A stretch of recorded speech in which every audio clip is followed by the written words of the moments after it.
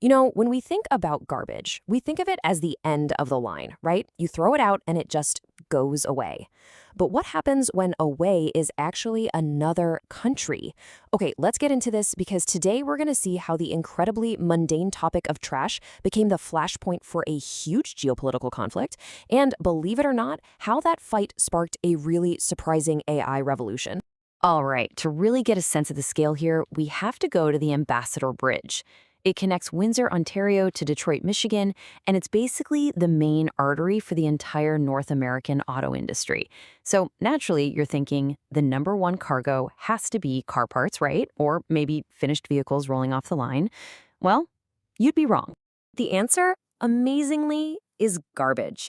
We're talking about a convoy that literally never sleeps, hauling 3.46 million tons of Canadian trash into the heart of Michigan every single year. And this isn't just a sanitation thing. This is a massive, invisible supply chain that pretty much became a weapon in a hidden trade war. So you gotta wonder, right? How on earth did two of the world's most advanced economies get tangled up in this kind of bizarre and frankly dysfunctional relationship that's built entirely on trash? Let's dig in. I mean, just look at these numbers. They really lay out the sheer dependency. That 3.46 million tons of trash from Ontario makes up almost 15% of everything that gets buried in Michigan's landfills. But for Ontario, it's even more critical. They are shipping more than a quarter of their entire province's waste south of the border. This wasn't just a convenience, it was an existential relief valve. So why? Why would you drive a truck full of old banana peels and Amazon boxes across an international border? Well, it all boils down to a simple, almost absurd economic incentive. A loophole so powerful, it literally shaped the infrastructure of an entire region for decades. Okay, this chart tells the whole story. Just look at the bar from Michigan. The state-level tax to dump 1 ton of trash was 36 cents. 36 cents. You can't even buy a gumball for that. Now, compare that to Ontario, where it costs over $100 just to develop new landfill space. The math was a no-brainer. It was way cheaper to just put the garbage on a truck and ship it south. And this arrangement, it worked for decades, until suddenly it didn't. All at once, a perfect storm of political pressure from both sides of the border threatened to slam this waste valve completely shut. And that created an absolute panic up in Ontario. It was a classic pincer movement. So, at the federal level, the U.S. administration started weaponizing trade policy. They created this thing called the USMCA transshipment trap, where they'd audit trucks, find some foreign-made part in the trash, and slap on these massive 40% penalties. Then, at the state level, Michigan's governor tried to hike that 36-cent fee all the way up to $5. And hanging over all of it was Ontario's own doomsday clock. Without Michigan, their landfills would be totally full by 2034. But with the border effectively closed, this crisis became a massive opportunity.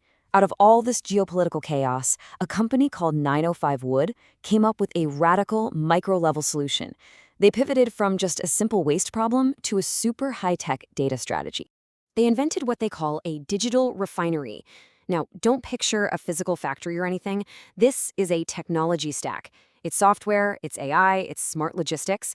And it takes something that nobody wants, construction wood waste, and it completely transforms its identity from a physical liability into a really valuable digital asset. So, for the person on the construction site, it's actually incredibly simple. First, you just use a phone running Google's Gemini model through the Vertex AI platform to scan a pile of wood.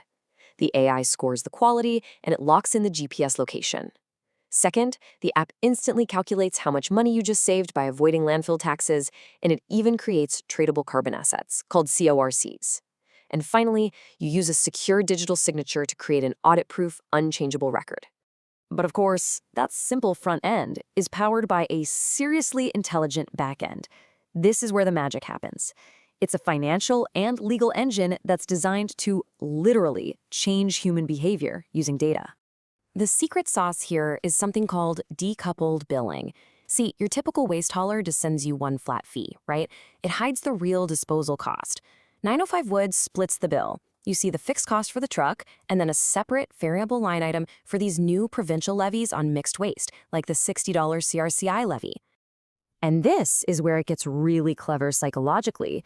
If you sort your wood correctly and the AI verifies that it's clean, that variable levy line on your bill just, poof, it drops to zero. All of a sudden, your invoice turns into a zero levy report card, showing you in big green letters exactly how much money you saved. It basically gamifies doing the right thing. Okay, so making savings obvious is one thing. But for this whole system to work, it has to navigate a total minefield of complex environmental laws. So how do you make sure the AI's decisions aren't just smart, but legally bulletproof? Well, they do it with a technology called Retrieval Augmented Generation, or RAG. The best way to think about it is like giving the AI an open book exam. Instead of just guessing an answer based on all the stuff it learned from the internet, the AI is forced to look up the answer in a specific approved textbook. And in this case, that textbook is the literal text of Ontario's environmental regulations. It stops the AI from hallucinating or making things up. And this is what creates what they call explainable compliance. The system doesn't just say error, look at this output. It shows how it queried its AlloDB database, which has the full text of the law, and it gives a legally grounded reason for the rejection, actually citing the specific clause from Ontario Regulation 347. It says, nope, I'm rejecting this because it violates this very specific rule about arsenic levels. This creates a perfect audit-proof trail for regulators. Now, this all sounds incredibly promising, right? A total game changer. But it is absolutely vital that we separate the marketing vision from what's actually happening on the ground, and we have to acknowledge the real risks of putting an AI in charge of legal compliance. And this slide really lays out that contrast perfectly. The promise is this amazing digital refinery, turning waste into luxury goods with flawless AI compliance. The current reality? It's more of a logistics arbitrage business, turning wood into biomass fuel, all while navigating a pretty massive liability risk. And this quote from our sources just cuts right to the heart of that risk. You see, AIs are probabilistic. They make highly educated guesses. Using one to fill out legally binding documents is a super high-stakes gamble. As the source says, one bad interpretation, one mistaken classification, and a single failed audit could be absolutely catastrophic. But hey, despite the risks, what has happened here is a fundamental transformation. I mean, the story that started with a geopolitical crisis over actual physical mountains of trash has ended with the creation of a weightless, valuable digital product. So let's just synthesize this whole thing. Geopolitical pressure on a physical supply chain forced a technological solution. That solution takes a physical liability, a pile of messy wood waste, and converts it into a digital asset, which is a compliance certificate. So what 905 Wood is ultimately selling isn't wood. Anyone can do that. What they are selling is certainty, and it's a certainty that's verified by AI and backed by a printable, audit-ready PDF manifest.